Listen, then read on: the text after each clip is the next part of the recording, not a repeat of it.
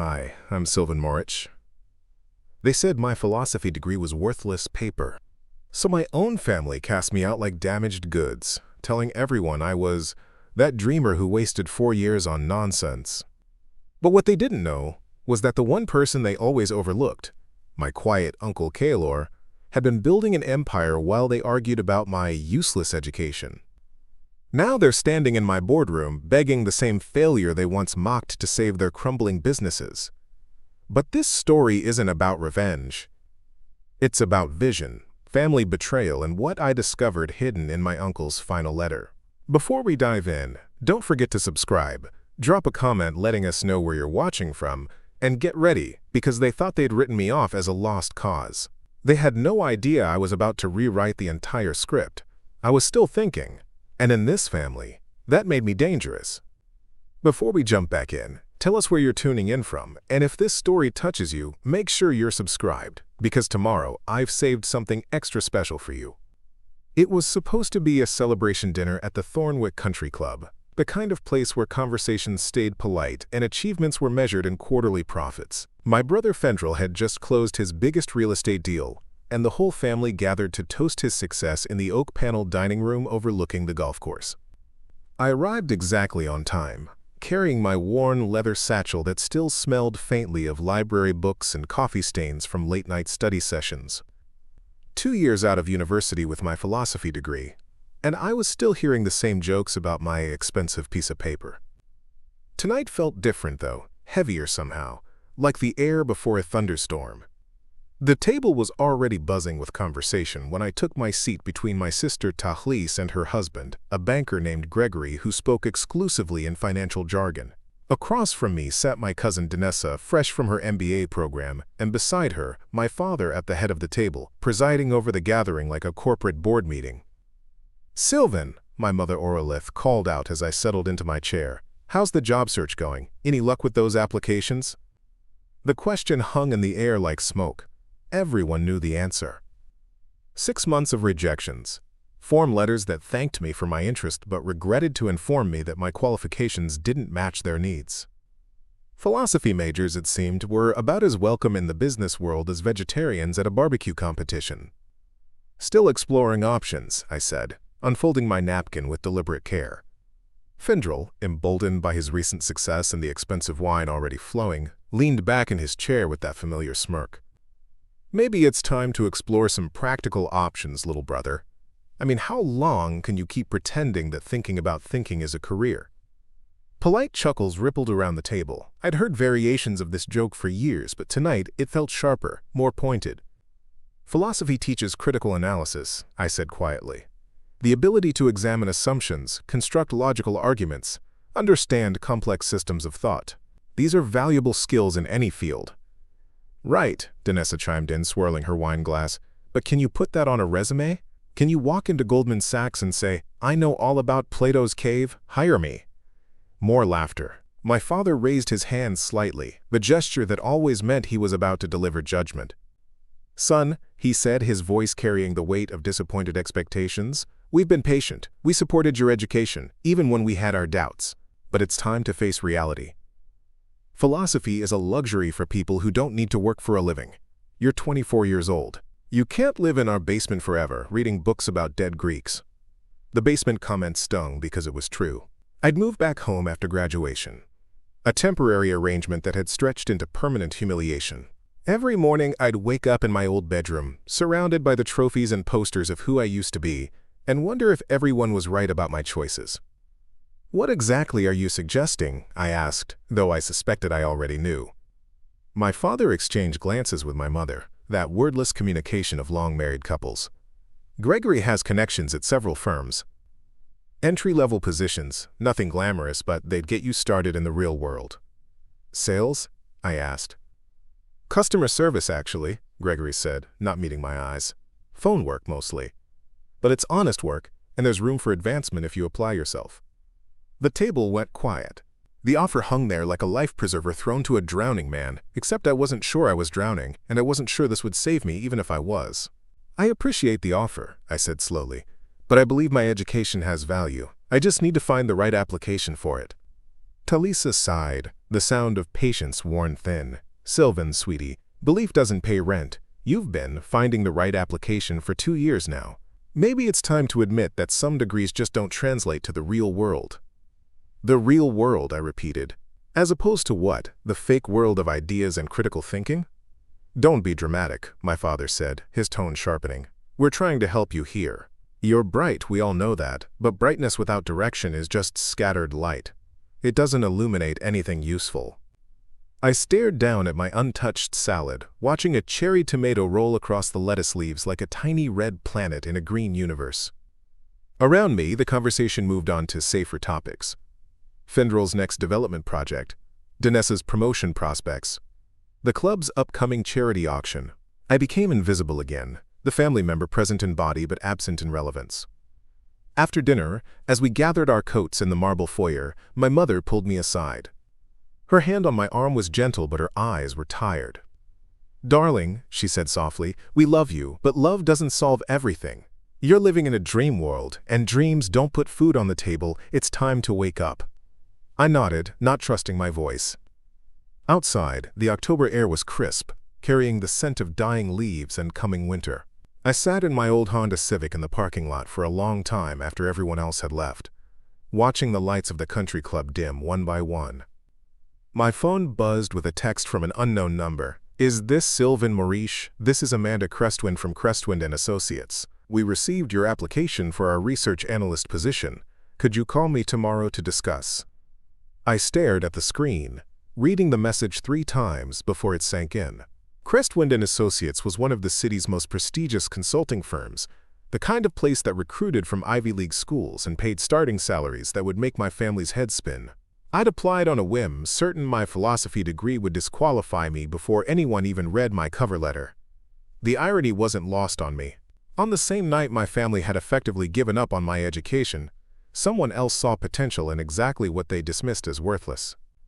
I drove home through the empty streets of Millbrook Heights, past the perfectly manicured lawns and sleeping McMansions, my mind racing with possibilities. In my basement bedroom, surrounded by the academic books my family saw as expensive decorations, I pulled out my laptop and began researching everything I could find about Crestwind & Associates. What I discovered made my pulse quicken. They weren't just any consulting firm. They specialized in ethical business practices, corporate responsibility, and strategic decision-making that considered long-term consequences rather than short-term profits. Their client list read like a who's who of companies trying to navigate complex moral and strategic challenges in an increasingly complicated world. In other words, they needed exactly what my philosophy degree had trained me to do: think clearly about difficult questions, examine problems from multiple angles, and construct logical frameworks for decision-making. The skills my family dismissed as impractical were precisely what this company valued most. I stayed up until 3 in the morning, preparing for a phone call that might change everything. As I finally closed my laptop and turned off the desk lamp, I allowed myself a small smile. Maybe my family was right that the real world was different from the academic one, but maybe they were wrong about which world I belonged in. The last thing I saw before sleep took me was my diploma, hanging in a simple frame on the wall above my desk. Bachelor of Arts in Philosophy, it read in formal script. For the first time in months, I didn't see it as a certificate of failure.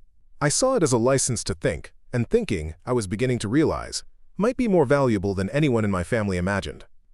Morning came too early, announced by the familiar sounds of my father's routine. Shower running at exactly 6:15, coffee grinder whirring at 6:30, garage door opening at 7 sharp as he left for his accounting firm. I lay in my narrow bed, staring at the water stain on the ceiling that looked like a question mark, and tried to work up the courage to make the phone call that could change everything. The basement had been my domain since graduation, a space that somehow managed to feel both too small and too empty. My mother had tried to make it welcoming, hanging curtains that couldn't quite hide the fact that the windows were at ground level, positioning a small rug to cover the worst of the concrete floor's imperfections. But comfort couldn't disguise the fundamental truth. A 24-year-old man living in his parents' basement was a walking advertisement for poor life choices. Upstairs, I could hear my mother moving through her morning routine, the soft padding of her slippers on hardwood floors, the gentle clink of dishes as she prepared breakfast for one. She'd stopped asking if I wanted anything months ago. after I'd made it clear that eating with the family in the morning felt too much like admitting defeat. Preparing and narrating this story took us a lot of time, so if you are enjoying it, subscribe to our channel. It means a lot to us. Now back to the story. Instead, I made my own coffee in the small kitchenette they'd installed down here, a concession to my extended stay that had been presented as temporary convenience but felt more like acknowledgement of permanent residence. The coffee maker was a cheap model from a discount store, the kind that struggled to heat water to the proper temperature, but it produced something caffeinated and brown, which was sufficient for my purposes. I carried my mug to the small desk where my laptop waited, still open to the Crestwind & Associates website I'd been studying the night before. In the harsh light of morning, my optimism felt naive. What were the chances that a prestigious consulting firm would seriously consider someone whose greatest professional achievement was a part-time job shelving books at the university library? But Amanda Crestwind had requested a phone call, not an immediate rejection. That had to count for something. At 9 o'clock sharp, I dialed the number from her email signature. She answered on the second ring. Amanda Crestwind speaking. Ms. Crestwind, this is Sylven Morriche. You asked me to call about the research analyst position. Sylven, yes, thank you for calling so promptly. I have to tell you, your application stood out in a significant way. A philosophy degree isn't what we typically see for this role, but your writing samples demonstrate exactly the kind of analytical thinking we value. Could you come in for an interview this Friday at 2? I agreed, probably too quickly, and spent the rest of the conversation trying to sound professional while my heart hammered against my ribs. After hanging up, I sat in my basement office, staring at the concrete wall and trying to process what had just happened. An interview. An actual interview at a firm that valued thinking over credentials, analysis over connections. It felt like finding water in a desert, except I wasn't sure yet whether it was an oasis or a mirage. The rest of the week passed in a blur of preparation. I researched the company's recent projects, read their published papers on ethical decision-making in corporate environments, and practiced answers to interview questions until I could recite them in my sleep. I even bought a new tie, a small act of optimism that felt both hopeful and foolish. My family noticed the change in my routine but didn't comment directly. At dinner on Wednesday, my father mentioned that Gregory's friend at the customer service center was still interested in meeting with me. Just as a backup plan, he said, cutting his steak with surgical precision, it's always good to have options. I nodded and said I'd keep it in mind, not mentioning that I'd moved far beyond backup plans into the realm of genuine possibility. Friday arrived gray and drizzling, the kind of October weather that made everything look slightly defeated. I took extra care getting dressed, choosing my most conservative shirt and the new tie, checking my appearance in the bathroom mirror until I was satisfied that I looked like someone worth hiring. The Crestwind & Associates building was everything I'd hoped. 10 stories of glass and steel in the heart of the financial district, the kind of place where serious work happened and serious money changed hands. The lobby was all marble and mahogany, with a receptionist who managed to be both professional and welcoming. Mr. Morriche? Miss Crestwind is waiting for you in conference room B. Amanda Crestwind was younger than I'd expected, probably in her early 30s, with the kind of sharp intelligence that showed in her eyes before she spoke. She wore a navy suit that managed to be both authoritative and approachable, and when she shook my hand, her grip was firm without being aggressive. Sylven, thank you for coming in. I have to tell you, when I saw your application, I was intrigued. We don't get many philosophy majors applying for business positions, but that's exactly why I wanted to meet you. We sat across from each other at a polished conference table, and she opened a folder containing what I assumed was my application materials. Tell me, she said, how do you think philosophical training applies to business consulting? It was the question I'd been preparing for all week, but sitting there in that impressive conference room, I forgot my rehearsed answer and spoke from the heart instead. Business problems are often philosophical problems in disguise, I said. When a company faces an ethical dilemma, they're really asking what constitutes right action. When they need to make strategic decisions with incomplete information, they're dealing with epistemological questions about knowledge and certainty. Philosophy trains you to identify the underlying structure of complex problems and think through them systematically. She nodded, making notes. Can you give me a specific example? I thought for a moment. Take corporate social responsibility. Most companies approach it as a marketing problem or a compliance issue, but it's really a question of moral philosophy. What obligations do we have to stakeholders beyond shareholders? How do we balance competing claims for limited resources? Philosophy gives you frameworks for thinking through these questions rigorously, not just responding to public pressure. The interview continued for over an hour. She asked about specific philosophers, my thesis work on decision theory, my thoughts on the role of ethics in business strategy. With each question I felt more confident, more like the educated person I'd trained to become rather than the basement-dwelling failure my family saw. One last question, she said, closing her folder. Why do you want to work here specifically? Because you're solving real problems with rigorous thinking, I said. Most companies want quick answers to complex questions. You seem to understand that good answers take time and careful analysis. That's exactly the kind of work I want to do. She smiled for the first time since I'd arrived. Sylven, I'm going to be direct with you. We've been looking for someone with your background for months. Most business school graduates can analyze spreadsheets, but they can't think critically about the assumptions underlying those numbers. We need someone who can ask the right questions, not just find the right answers. My heart stopped. Are you offering me the position? I'm offering you a trial period, 3 months full-time competitive salary. If it works out for both of us, we'll discuss a permanent arrangement. How does that sound? I managed to say yes without embarrassing myself, though I suspect my enthusiasm was obvious. We discussed salary, more than I dared hope for, start date, and expectations. As I left the building, I felt like I was walking on air. The rain had stopped, and downtown looked different in the afternoon light, more welcoming somehow, like a place where I might actually belong. I sat in my car for several minutes before starting the engine, trying to absorb what had just happened.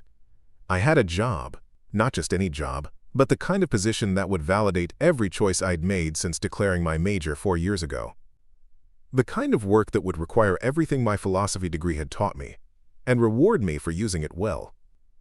Driving home through the familiar streets of Millbrook Heights, I thought about how I would tell my family. Part of me wanted to call them immediately, to share the news while it was still fresh and exciting.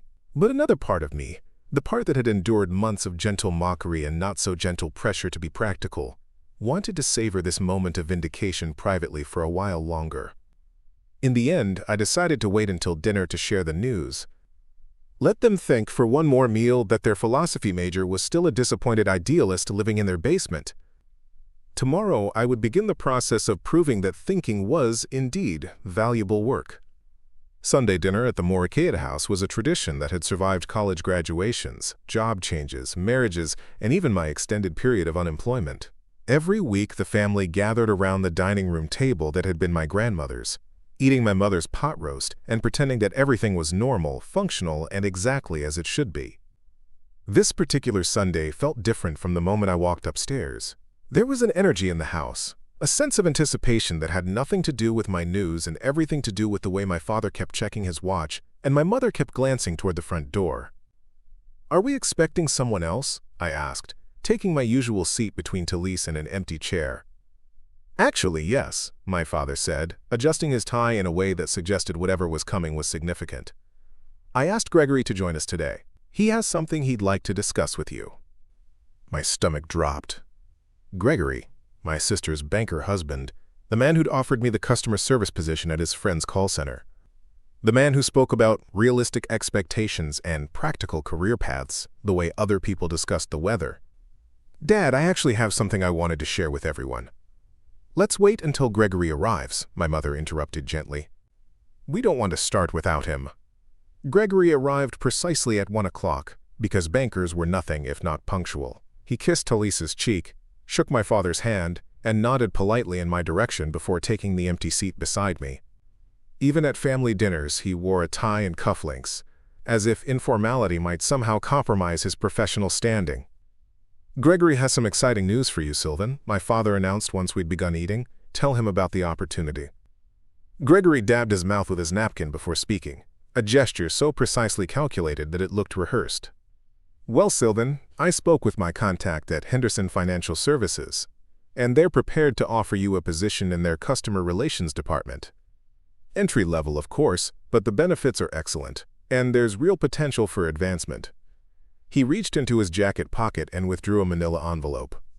I took the liberty of picking up the application materials.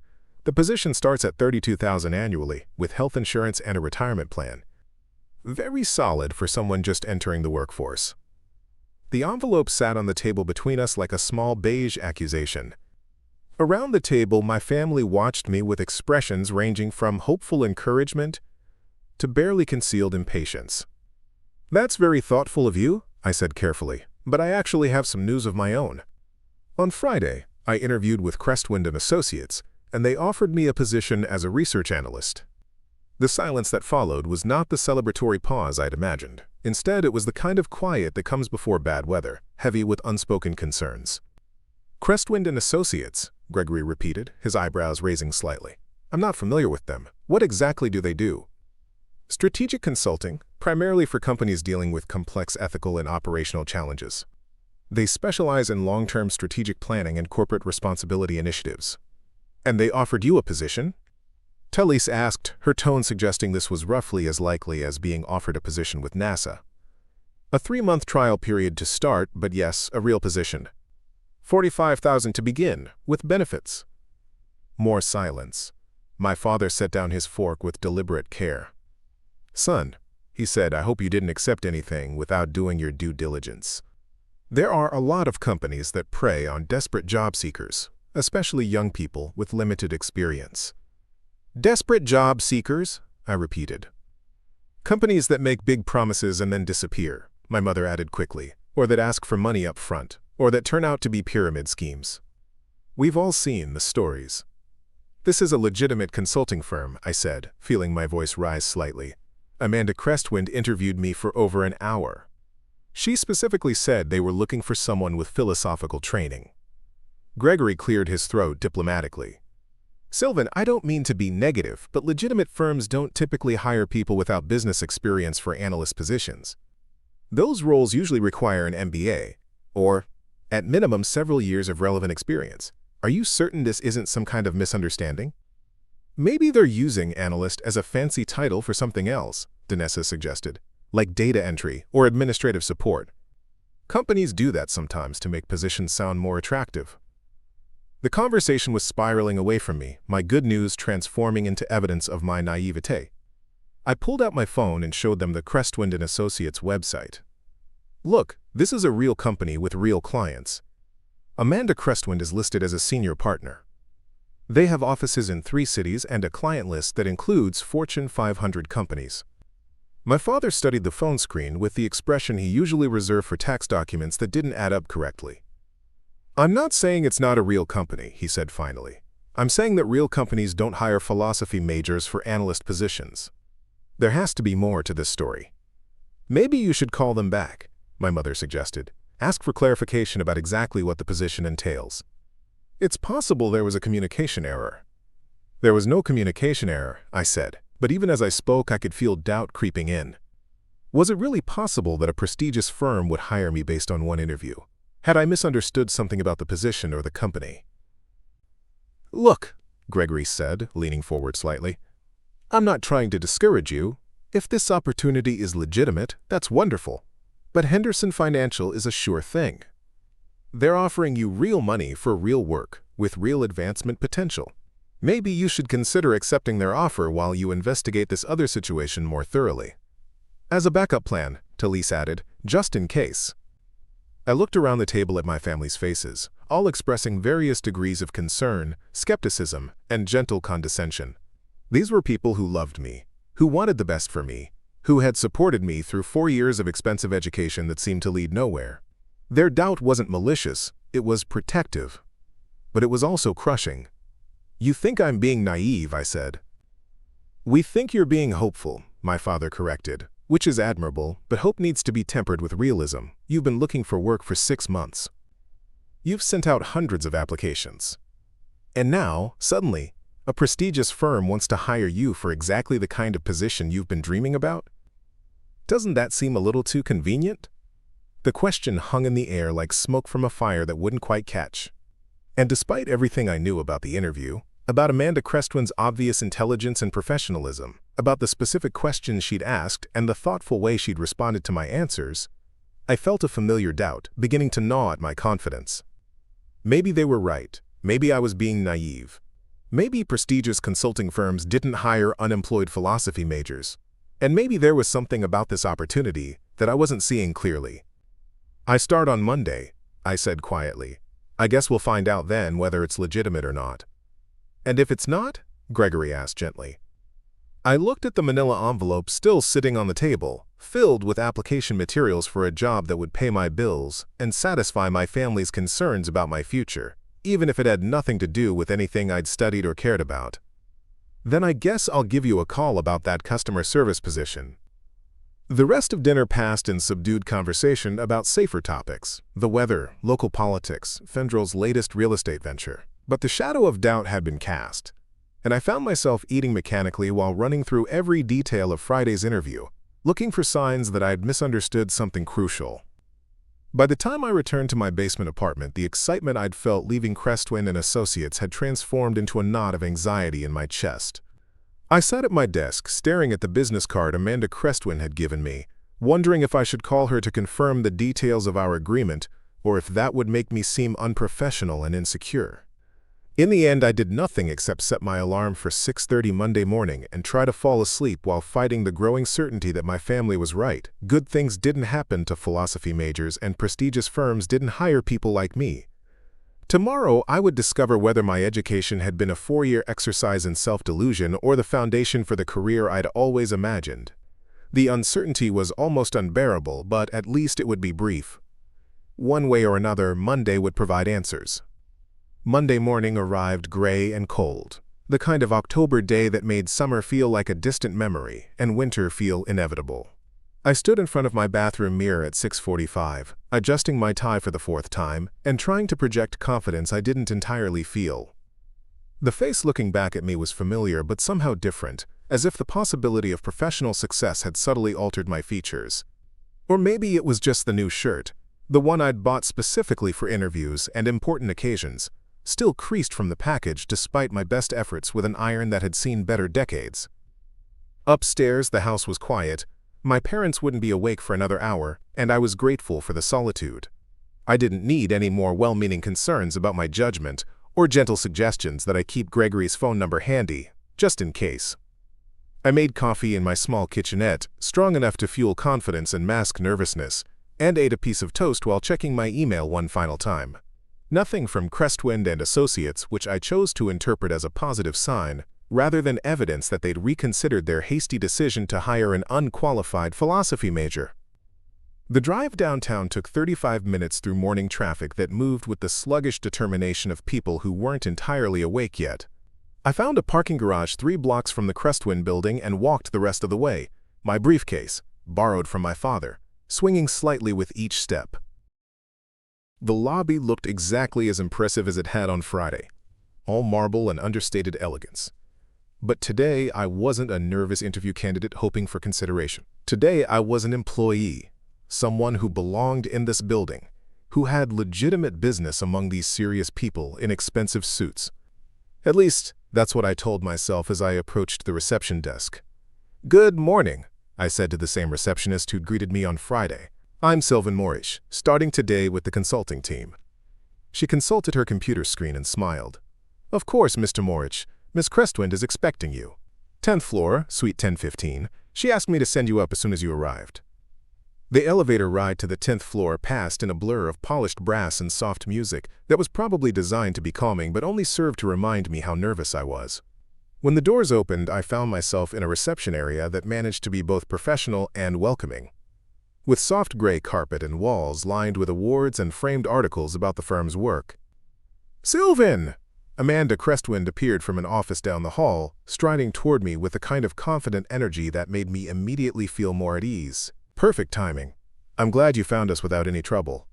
She led me through a maze of offices and cubicles, pointing out the coffee station, the copy center, and the small library where the firm kept research materials and industry publications. The place hummed with quiet activity. People bent over computers, conducting phone conversations in low professional tones, moving through the corridors with the purposeful efficiency of individuals who knew exactly what they were supposed to be doing. "Your office is just down here," Amanda said, stopping in front of a door marked with a temporary nameplate reading S. Morriche. "Nothing fancy, but you'll have privacy for phone calls and space to spread out when you're working on analysis projects." The office was small but genuine, with a window that looked out over the city and a desk that was substantially more impressive than the card table I'd been using in my parents' basement. On the desk sat a computer, a phone, and a stack of materials with a note attached. "Welcome to the team, AC. I thought we'd start you off with something manageable but substantive," Amanda said, indicating the materials. Bronson Manufacturing has been a client for 3 years, but they're facing some new challenges around workplace safety and employee satisfaction. They need an analysis of their current policies and recommendations for improvement. She opened the top folder, revealing surveys, safety reports, and financial data. What makes this interesting from a philosophical perspective is that it's not just about compliance or cost reduction. They want to understand what constitutes a genuinely ethical workplace environment and how to implement policies that reflect their stated values. I nodded, already scanning the materials and beginning to see the shape of the problem. So it's applied ethics with real-world constraints. Exactly. And that's why we wanted someone with your background. Most business consultants would approach this as a pure efficiency problem or a risk management issue. We need someone who can think about what workplace dignity actually means and how to measure whether a company is living up to its own standards. She left me to settle in with the promise that we'd meet again at lunch to discuss my initial impressions. Alone in my office, I sat in my chair in my office, and tried to absorb the reality of where I was and what I was being asked to do. This was exactly the kind of work I'd imagined when I chose philosophy as a major, taking abstract concepts and applying them to concrete problems, using rigorous thinking to help people make better decisions. The fact that I was being paid well to do it almost felt like a bonus. I spent the morning reading through Bronson Manufacturing's materials, making notes about inconsistencies between their stated policies and their actual practices, and identifying areas where philosophical frameworks might provide clarity. The work was engaging in a way that surprised me. Instead of feeling overwhelmed by the complexity, I found myself energized by the challenge of untangling competing priorities and conflicting values. At noon, Amanda knocked on my door. "How's it going so far?" "Better than I expected," I said honestly. The Bronson situation is fascinating from an ethical standpoint. They say they value employee dignity, but their current policies suggest they're more concerned with avoiding lawsuits than actually creating a respectful workplace environment. Can you give me an example? I turned to my notes. Their harassment policy is comprehensive from a legal perspective, but it's entirely reactive. It tells employees what to do if they experience problems, but it doesn't address how to create an environment where those problems are less likely to occur in the first place. It's like they're treating symptoms rather than causes. Amanda smiled. That's exactly the kind of insight we were hoping you'd bring to this work. Most consultants would focus on whether the policy meets legal requirements. You're asking whether it serves the underlying purpose. Over lunch at a small restaurant near the office, she told me more about Crestwind & Associates and their approach to consulting. They'd been founded 15 years earlier by a group of professionals who'd grown frustrated with the short-term thinking that dominated most business consulting. Instead of focusing exclusively on quarterly profits and immediate cost savings, they helped companies think through the long-term consequences of their decisions and align their practices with their stated values. It's not always the most profitable approach, Amanda admitted, but our clients tend to stay with us longer because we help them solve problems at their root rather than just managing symptoms. And frankly, we sleep better at night, knowing that our work actually makes companies more ethical, not just more efficient. The afternoon passed quickly as I dove deeper into the Bronson analysis, developing a framework for evaluating workplace policies that balanced practical considerations with philosophical principles. By 5 o'clock, I had a rough outline for my recommendations and a clearer sense of what I wanted to accomplish during my trial period.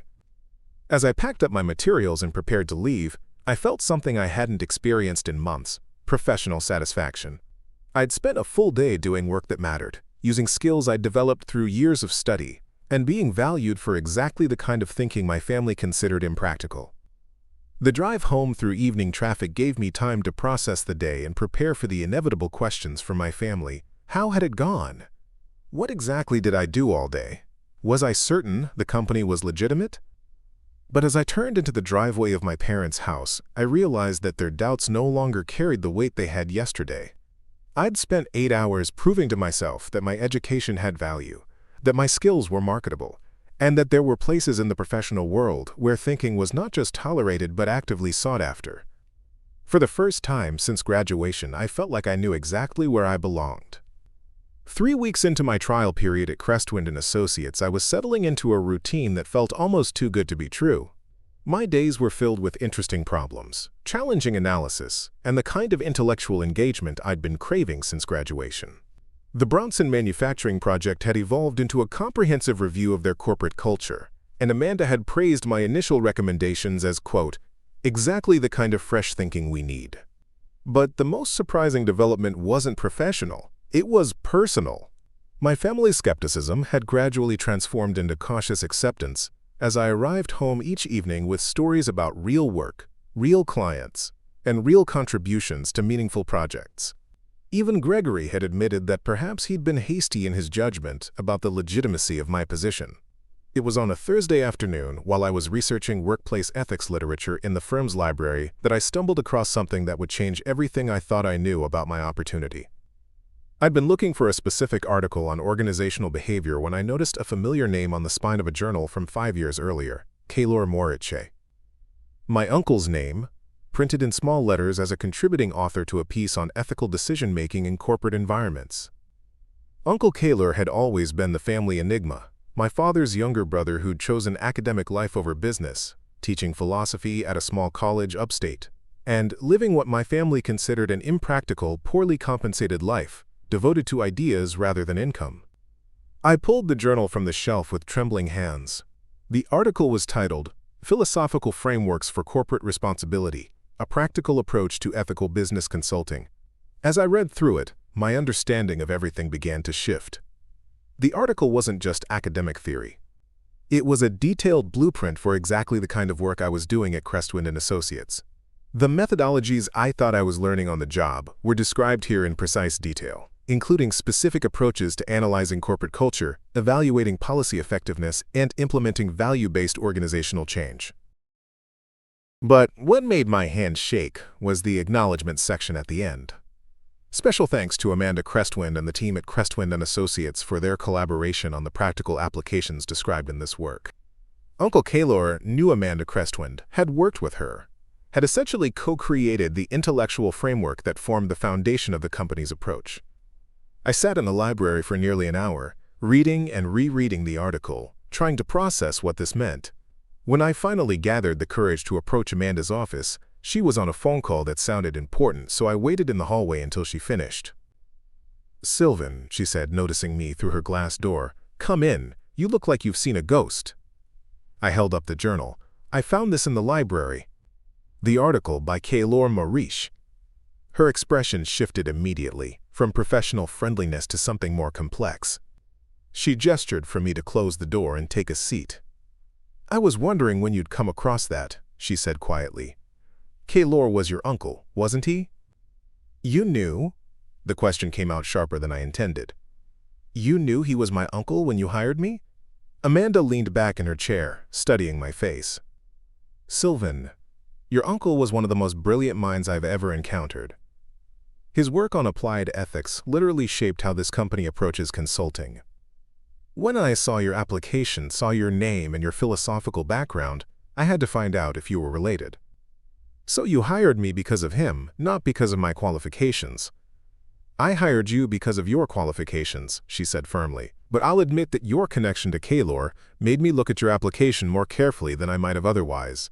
The interview was entirely about your abilities, your thinking, your potential. Your uncle's reputation got you in the door, but your mind got you the job. I stared at the journal in my hands, feeling like everything I'd believed about my first professional success was crumbling. Did he ask you to hire me? Is this some kind of family favor? Kaelor died 2 years ago, Sylven, long before you ever applied here. The words hit me like cold water. Uncle Kaelor was dead, and I hadn't known. My family hadn't told me, hadn't invited me to any funeral, hadn't even mentioned his passing. I don't understand, I said. He died 2 years ago, and nobody told me? Amanda's expression softened. You didn't know. Oh, Sylven, I'm so sorry. I assumed your family would have told you. When? How? Heart attack. Very sudden. He was only 58. I attended the funeral, actually. It was a small service, mostly academic colleagues and a few family members. I remember thinking it was strange that his brilliant nephew wasn't there, the one he used to talk about who was studying philosophy. He talked about me? Constantly. He was so proud of your academic work, your thesis especially. He used to say you had the kind of mind that could bridge the gap between theory and practice, that you could take philosophical principles and make them work in the real world. I felt tears building behind my eyes and fought to keep them from falling. Why didn't my family tell me he died? Amanda hesitated. I don't know your family dynamics, but based on some things Kaelor mentioned, I got the impression there was tension about his career choices. Some families struggle to understand academic life, especially in philosophy. The pieces began falling into place. Uncle Kaelor, the family embarrassment. The impractical dreamer who'd chosen books over business. Uncle Kaelor, who'd apparently built a successful consulting practice by applying philosophical principles to real business problems. Uncle Kaelor, who died while I was living in my parents' basement, struggling to find any work that valued my education. What else did he say about me? I asked. He worried about you, Amanda said gently. He knew your family was pressuring you to abandon philosophy for something more practical. He was afraid you'd give up on using your mind the way it was meant to be used. The last time I spoke with him, about 6 months before he died, he made me promise something. What? That if you ever applied to work here, I'd give you a fair chance. Not special treatment, but a genuine opportunity to show what you could do. He believed you had the potential to do this work better than anyone, but he was afraid you'd never get the chance to prove it. I sat in silence, processing the revelation that my uncle had been not just an academic philosopher, but a successful consultant who'd founded some of the very methodologies I was learning. More than that, he'd been thinking about my future, planning for my success, even as my immediate family was planning for my failure. The work I'm doing, I said slowly, the approaches I'm learning, the frameworks for analysis, they're his? Many of them, yes. But Sylven, what you're doing with those frameworks, the insights you're generating, the way you're applying them to new problems, that's all you. Your uncle gave us the tools, but you're using them in ways he never imagined. I looked up at her. Is that true, or are you just trying to make me feel better? It's true. The Bronson analysis you completed last week contained insights that Kaelor never would have thought of. You're not just carrying on his work, you're advancing it. The conversation continued for another hour. Amanda showed me more of Kaelor's published work, some of which had been co-authored with other Crestwind partners. She explained how his death had left a gap in the firm's intellectual leadership that they'd been struggling to fill. She described the specific ways my work over the past 3 weeks had already contributed to projects beyond Bronson manufacturing. By the time I left her office, my understanding of everything had changed. I wasn't the family failure who'd gotten lucky with a job. I was the nephew of a respected intellectual who'd built something significant and lasting. I wasn't working at Crestwind, despite my philosophical background, but because of it, because people who understood the value of rigorous thinking had created a place where such thinking could thrive. But underneath the professional revelation was a deeper, more painful truth. My family had kept Kaelor's death from me, had denied me the chance to mourn someone who believed in me when they didn't. They'd let me struggle in isolation while the one person who truly understood my choices was gone forever. As I drove home that evening, I realized that learning about my uncle's work was only the beginning. There were questions I needed answers to, conversations I needed to have, and truths about my family that I was only beginning to understand. The basement apartment that had felt like a temporary refuge now felt like a hiding place. It was time to stop hiding. That night, I did something I hadn't done in months. I called in sick to work. Not because I was physically ill, but because I needed time to process what I'd learned and figure out what it meant for everything I thought I knew about my family. I spent the morning in Kaelor's old college town, a 2-hour drive through rolling hills that were just beginning to show autumn colors. Thornfield College was a small liberal arts institution, the kind of place where professors knew their students by name and intellectual curiosity was valued over career preparation. The philosophy department occupied the 3rd floor of Henderson Hall, a brick building that smelled of old books and fresh coffee. Professor Margaret Waldheim had been Kaelor's colleague for 15 years. When I introduced myself as his nephew, her face immediately brightened with recognition and then clouded with sympathy. "Sylven," she said, rising from behind a desk covered with papers and coffee cups. "Kaelor talked about you constantly. I'm so sorry about his passing. He would have been thrilled to know you're working in philosophical consulting." We sat in her small office, surrounded by floor-to-ceiling bookshelves and the kind of comfortable chaos that comes from a mind that values ideas over organization. She told me stories about Kaelor that I'd never heard. His groundbreaking work applying philosophical ethics to business problems, his consulting practice that had grown from a side project to a substantial enterprise, his reputation as one of the few academics who could translate abstract concepts into practical solutions. "Your uncle was frustrated with the academic world," she explained, pouring tea from a pot that had seen better decades. "He believed philosophy should make a difference in how people live and work, not just how they think. The consulting work gave him a way to prove that philosophical training had real value beyond the university." "Why didn't my family know about his success?" I asked. Professor Waldheim's expression grew cautious. "There was tension there, I think. Kaelor felt that your father and the rest of the family had written him off as an impractical dreamer. He stopped trying to convince them that his work mattered. He just focused on doing it well and hoping that someday they'd understand." She walked to a filing cabinet and withdrew a thick folder. "He left this for you, actually. Made me promise to give it to you if you ever came looking for answers about his work." Inside the folder were copies of all his published articles, correspondence with business leaders who'd sought his advice, and financial records that showed his consulting practice had generated substantial income. But most surprising was a letter addressed to me dated just 3 months before his death. "Sylven," the letter began in Kaelor's careful handwriting, "if you're reading this, it means you've discovered that thinking can be profitable after all. I hope by now you're working with Amanda and the team at Crestwind & Associates. They're good people who understand that business needs philosophy more than philosophy needs business. I know our family struggles to understand what we do. They see philosophy as impractical because they've never seen it applied to real problems. But you have the chance to show them something different. You can prove that rigorous thinking isn't just an academic exercise, but a valuable skill that the world desperately needs. I've been watching your academic progress from a distance, reading your papers when your professors shared them with me. You have a gift for making complex ideas accessible, for finding practical applications for abstract concepts. Don't let anyone convince you that this gift is worthless. There's something else you should know. I've been setting aside money from my consulting work, creating a fund that will be yours when you turn 25 or when you begin working in applied philosophy, whichever comes first. The account details are with my lawyer, Edmund Carr, in Millbrook Heights. It's not a fortune, but it should be enough to give you independence and choices. Use it wisely. Use it to build something that matters. And remember that thinking is the most practical skill anyone can develop. Your uncle, Kaelor." I read the letter 3 times before the words fully sank in.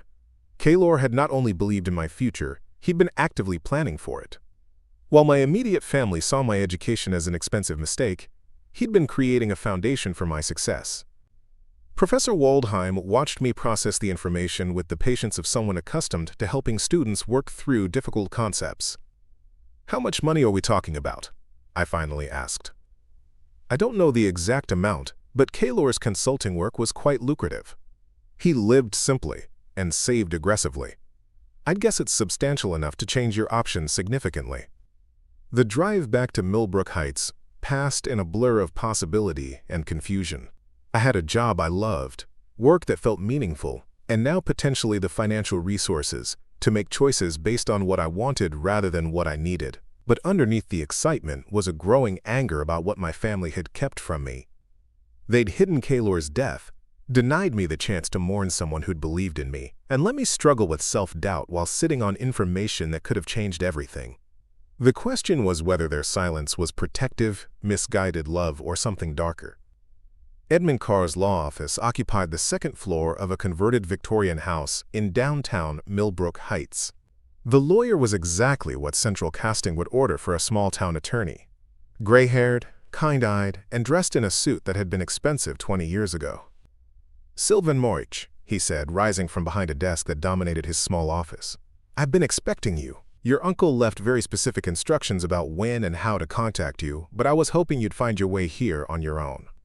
The account Kaelor had established contained just over $200,000, accumulated through 15 years of consulting fees and careful investment.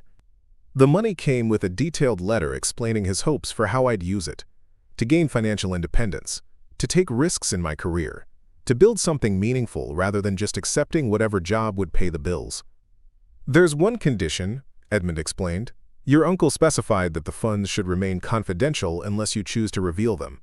He was concerned that knowledge of the money might change how people treated you or how you thought about your own capabilities. I understood. Kaelor wanted me to succeed on my own merit, to build confidence in my abilities before money changed the equation. He'd given me a safety net, but one that wouldn't undermine my sense of accomplishment. As I left Edmund's office with account information and access codes, I felt like I was carrying a secret that changed everything and nothing simultaneously. I still had the same job, the same abilities, the same challenges. But now I also had choices, and choices, I was beginning to understand, were a form of power. The final stop in my day of revelation was the Millbrook Heights Cemetery, where Edmund had given me directions to Kaelor's grave. It sat in a quiet section under an old oak tree, marked with a simple granite stone that read, Kaelor James Morriche, teacher, thinker, builder of bridges. I sat on the grass beside the grave for a long time, telling my uncle about my work at Crestwind & Associates, about the insights I'd developed and the problems I was helping solve. I thanked him for believing in me when I couldn't believe in myself, for creating opportunities I didn't know existed, for proving that philosophy could be both meaningful and practical. But I also made him a promise. I wouldn't just use the foundation he'd built for me. I'd expand it, build on it, prove that his faith in the practical value of philosophical thinking was justified. And someday, when I was ready, I'd make sure that other people with impractical educations and big ideas had the same kinds of opportunities he'd created for me. As the sun began to set, casting long shadows across the cemetery, I felt something I hadn't experienced since graduation, complete certainty about my direction. I knew what I wanted to accomplish, I had the tools to accomplish it, and for the first time in my adult life, I had the resources to take risks and make choices based on conviction rather than necessity. The conversation with my family could wait another day. Tonight, I wanted to savor the knowledge that I wasn't just employed but empowered. I wasn't just working, but building towards something larger than myself. Tomorrow, I would return to Crestwind & Associates with a deeper understanding of my role there and a clearer vision of what I wanted to accomplish. But tonight, I would plan how to honor my uncle's legacy while creating my own. The basement apartment that had felt like a prison was about to become a launching pad. And my family, who'd spent months trying to convince me to lower my expectations, was about to discover that I'd been aiming far too low all along. 6 months after starting at Crestwind & Associates, I had become what Amanda called indispensable. The Bronson manufacturing project had expanded into a comprehensive corporate culture overhaul that was being used as a model for other clients. My analysis of workplace ethics had caught the attention of 3 major corporations, leading to consulting contracts worth nearly $500,000. But the real shift in my professional standing came when I published my first article in the Harvard Business Review, Philosophical Frameworks for Sustainable Business Practice, Moving Beyond Compliance to Authentic Corporate Responsibility. The piece, co-authored with Amanda, combined Kaelor's theoretical groundwork with case studies from my own consulting work. The response was immediate and overwhelming. My inbox filled with speaking requests, collaboration proposals, and job offers from consulting firms across the country. LinkedIn notifications arrived hourly from executives wanting to connect. The Harvard Business Review website featured my article as their most read piece for 3 consecutive weeks. What surprised me most wasn't the professional attention, but how it felt to finally be recognized for exactly the kind of thinking my family had dismissed as worthless. Every speaking invitation validated my choice to pursue philosophy. Every consulting request proved that rigorous thinking had market value. Every positive response to my work demonstrated that the world needed people who could think clearly about complex problems. The first real test of my new position came when Millbrook Heights Community Bank reached out through Amanda's office. Their CEO, Harrison Blackwood, wanted to discuss some significant challenges around corporate governance and ethical decision-making. The bank had been facing regulatory scrutiny over their lending practices, and they needed help developing policies that would satisfy both regulators and their own stated commitment to community service. What made the request particularly interesting was that Harrison Blackwood was Gregory's boss, the senior executive at the institution where my brother-in-law worked as a mid-level loan officer. The same Gregory who'd offered me that customer service position 6 months earlier, who'd questioned the legitimacy of my job at Crestwind & Associates, who'd suggested I needed more realistic career expectations. Amanda and I met with Harrison in his corner office overlooking downtown Millbrook Heights. He was exactly what central casting would order for a small city banker, silver-haired, conservatively dressed, and possessed of the kind of measured authority that comes from decades of making important financial decisions. "We're facing some complex challenges," Harrison explained, gesturing toward a stack of regulatory documents on his conference table. "The federal examiners have raised questions about our community reinvestment obligations, and frankly, our current policies aren't adequate. We need someone who can help us think through what genuine community service looks like in practice, not just on paper." I spent the next hour asking questions about their lending patterns, community engagement practices, and decision-making processes. What emerged was a picture of an institution that had gradually drifted away from its founding mission of serving local businesses and residents in favor of more profitable but less community-focused activities. "The problem isn't that you're breaking rules," I explained. "It's that you're following rules that don't align with your stated mission. You need a framework for making decisions that considers community impact alongside profitability." Harrison leaned forward.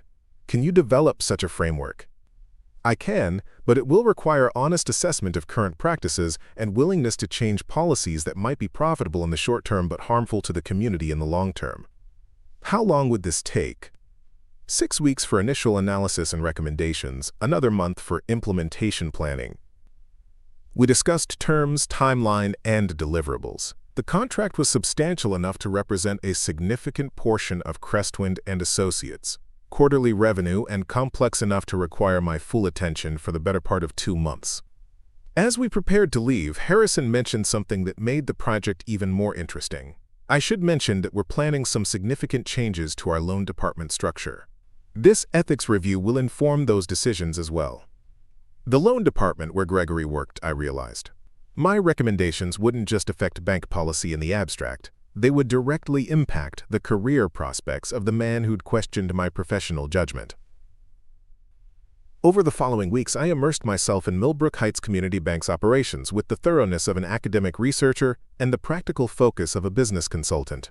I reviewed loan files, interviewed employees, analyzed community impact data, and examined the decision-making processes that had led to their current regulatory problems.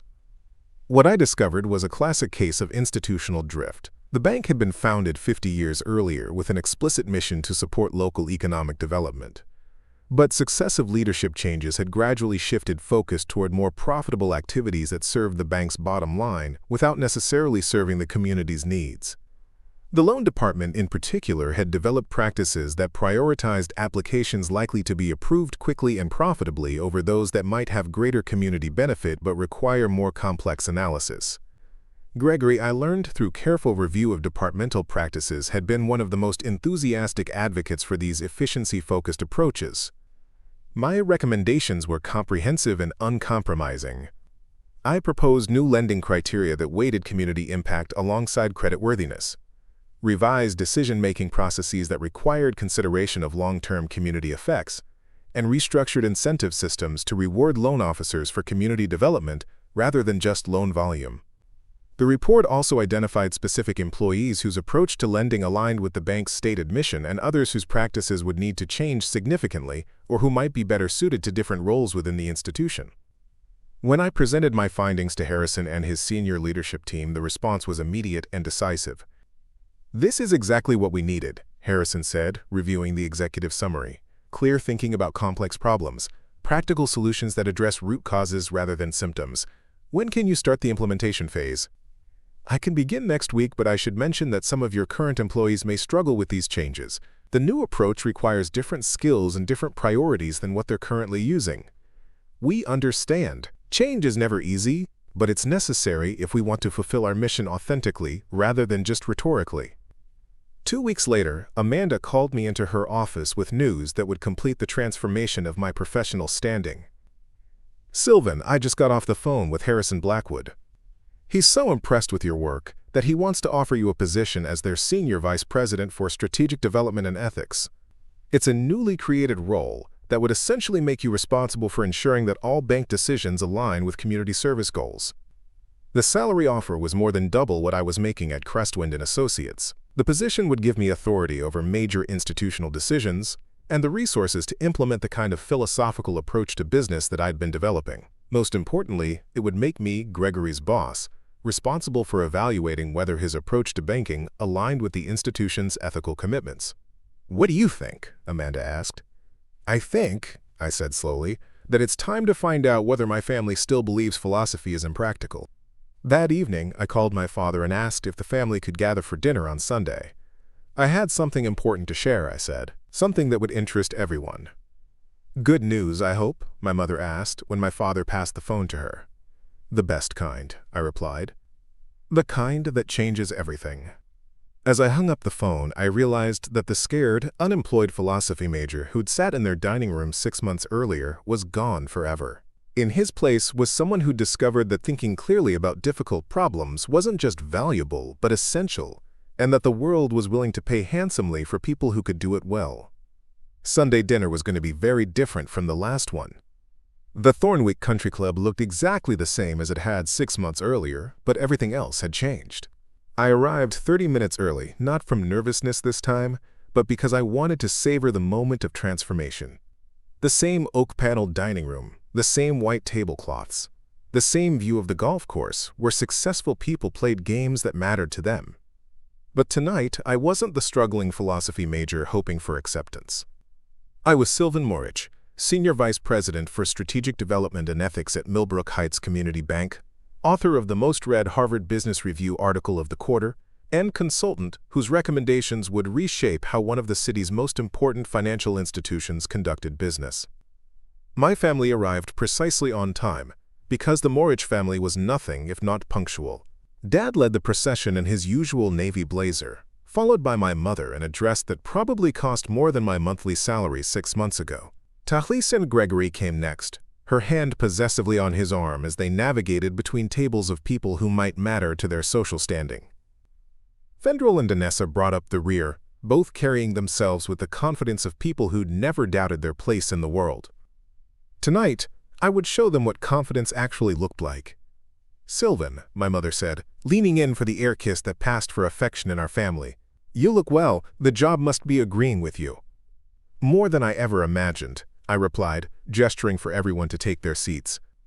Gregory shook my hand with the firm grip of someone who'd spent years in banking, where handshakes were supposed to convey trustworthiness and authority. "Still enjoying the consulting work? Tahlis mentioned you've been quite busy lately." "Busier than I expected when I started," I said. "In fact, that's part of what I wanted to discuss with everyone tonight."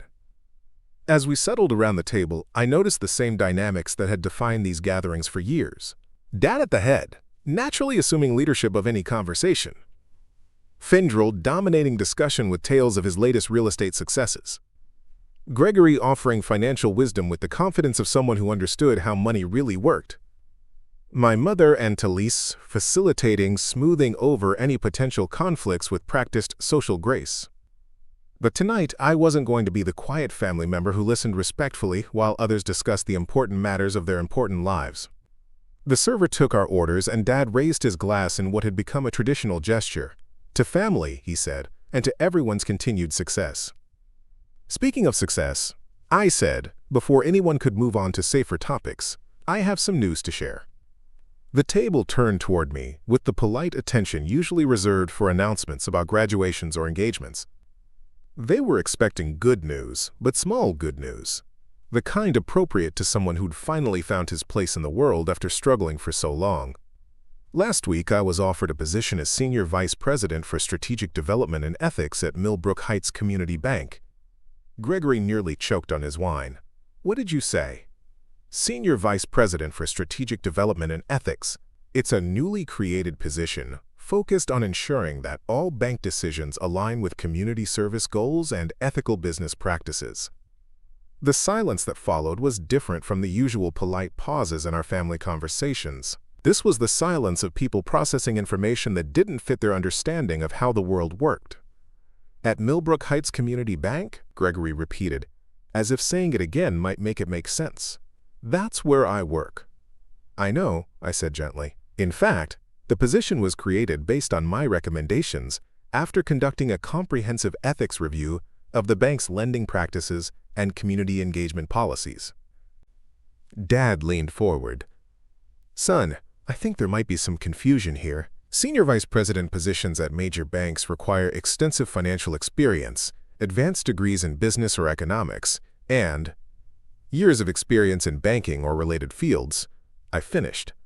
Which is exactly what Harrison Blackwood said when he first contacted Crestwind and Associates. But it turns out that what they actually needed was someone who could think clearly about complex ethical problems and develop practical frameworks for decision-making that balanced profitability with community responsibility. I reached into my briefcase and withdrew a copy of my Harvard Business Review article, placing it in the center of the table where everyone could see the title and my name in bold print. This article, which I co-authored with Amanda Crestwind, has been read over 50,000 times in the past month. It's been cited by the Federal Reserve in their latest guidance on community banking practices, and it's being used as a case study at 3 business schools. Danessa picked up the journal, her MBA-trained eyes scanning the abstract and author credentials. "This is real," she said almost to herself. "This is actually published in Harvard Business Review. The consulting work I've been doing focuses on applied ethics in business contexts." I continued, helping companies align their practices with their stated values, developing decision-making frameworks that consider long-term consequences rather than just short-term profits, and creating organizational cultures that support both financial success and social responsibility. Gregory's face had gone pale. "The ethics review you mentioned, you're the consultant who's been analyzing our loan department practices?" "I am. And I should probably mention that my recommendations will significantly impact how the bank evaluates loan officer performance going forward." The implications of this statement settled over the table like fog. Gregory, who had offered me a customer service position 6 months earlier because he believed my education was worthless, was now potentially subject to performance evaluations based on criteria I had developed. "How is this possible?" Tallis asked, her voice barely above a whisper. "It's possible because philosophical training turns out to be exactly what businesses need when they're facing complex ethical and strategic challenges," I said. "The ability to analyze assumptions, construct logical arguments, think through consequences, and develop frameworks for decision-making under uncertainty. These aren't academic exercises, they're practical skills that companies are willing to pay substantial amounts to access." "How substantial?" Fendral asked, because real estate had trained him to always ask about numbers. "The bank position pays $185,000 annually, plus performance bonuses and equity participation. The consulting contracts I've been working on this year total just over $600,000 in fees." More silence. This time, it was the silence of people recalculating everything they thought they knew about success, value, and the practical applications of education they'd dismissed as impractical. "But you were living in our basement," my mother said weakly. "You couldn't find work anywhere." "I couldn't find work that valued philosophical thinking," I corrected. "But it turns out that such work exists, and the people who do it well are in high demand. I just needed to find the right application for my skills." Dad struggled visibly to process this information. "Son, I don't understand. If this kind of work was available, why didn't anyone tell you about it? Why didn't your professors prepare you for these opportunities?" "Someone did tell me about it," I said quietly. "Uncle Kaelor." The name dropped into the conversation like a stone into still water. I watched the ripples of recognition, discomfort, and something that might have been guilt spread across their faces. Uncle Kaelor, who died 2 years ago without anyone bothering to tell me. Uncle Kaelor, who co-founded the theoretical framework that Crestwind and Associates uses for all their consulting work. Uncle Kaelor, who left me detailed guidance about how to apply philosophical training to business problems, along with enough money to make choices based on what I wanted to do rather than what I needed to do. Gregory found his voice first. "You knew about the inheritance?" "I know about everything," I said. "I know that Kaelor was one of the most respected consultants in applied business ethics. I know that his work shaped how dozens of companies approach strategic decision-making. I know that he believed philosophical training was the most practical education anyone could pursue. And I know that this family wrote him off as an impractical dreamer while he was building exactly the kind of successful career you always told me was impossible." The server approached to refill water glasses, but the tension at our table was so thick that she retreated quickly, sensing that interruption would not be welcome. "We didn't know," my father said finally. "We had no idea that Kaelor's academic work had practical applications." "You didn't want to know," I replied. "You decided that philosophy was worthless, and you weren't interested in evidence that might contradict that conclusion. Just like you decided that my education was a waste of money, and you weren't interested in possibilities that might prove you wrong." Tallis looked at Gregory, then back at me. What does this mean for Gregory's position at the bank? That depends on whether his approach to banking aligns with the ethical framework I've recommended, I said. If he's been making lending decisions based solely on profitability without considering community impact, he'll need to adjust his practices significantly. If he's unwilling or unable to make those adjustments, the bank will need to consider whether he's the right fit for their community-focused mission. The power dynamic that had defined our family relationships for as long as I could remember had just inverted completely. Gregory, who had offered me a job out of pity, was now potentially dependent on my professional judgment for his career advancement. The family members who had spent months encouraging me to be realistic about my prospects were now confronting the reality that I had achieved more professional success in 6 months than most of them had managed in years. "I suppose congratulations are in order," Dad said, though his tone suggested that congratulation was not what he was feeling. "Thank you," I said, "but I didn't share this news because I wanted congratulations. I shared it because I wanted you to understand something important." I looked around the table, meeting each of their eyes in turn. "For 6 months, you've been telling me that I needed to be practical, that my education was worthless, that I should lower my expectations and accept whatever work I could find. You convinced me that thinking was a luxury I couldn't afford, that ideas had no market value, that success required abandoning everything I'd studied and everything I believed in." I paused, letting the words settle. "But you were wrong, not just about my prospects, but about what the world actually values. You confused your own limitations with universal truths. You assumed that because you couldn't see the practical applications of philosophical thinking, such applications didn't exist." The silence stretched until it became uncomfortable, then moved beyond uncomfortable toward unbearable. "What happens now?" my mother asked finally. "Now I do the work I was trained to do," I said. "I help organizations think clearly about complex problems. I develop frameworks for ethical decision-making. I prove every day that rigorous thinking is the most practical skill anyone can develop." I stood up, leaving my dinner largely untouched. "And I remember that the people who love you aren't always the people who believe in you. Sometimes, the people who believe in you are the ones your family never bothered to understand." As I walked away from the table, I heard Gregory whisper to Talise, "Do you think he's serious about the performance evaluations?" I didn't turn around to answer, but I smiled. Tomorrow, Gregory would find out exactly how serious I was about everything. Up next, you've got 2 more standout stories right on your screen. If this one hit the mark, you won't want to pass these up. Just click and check them out. And don't forget to subscribe and turn on the notification bell so you don't miss any upload from us.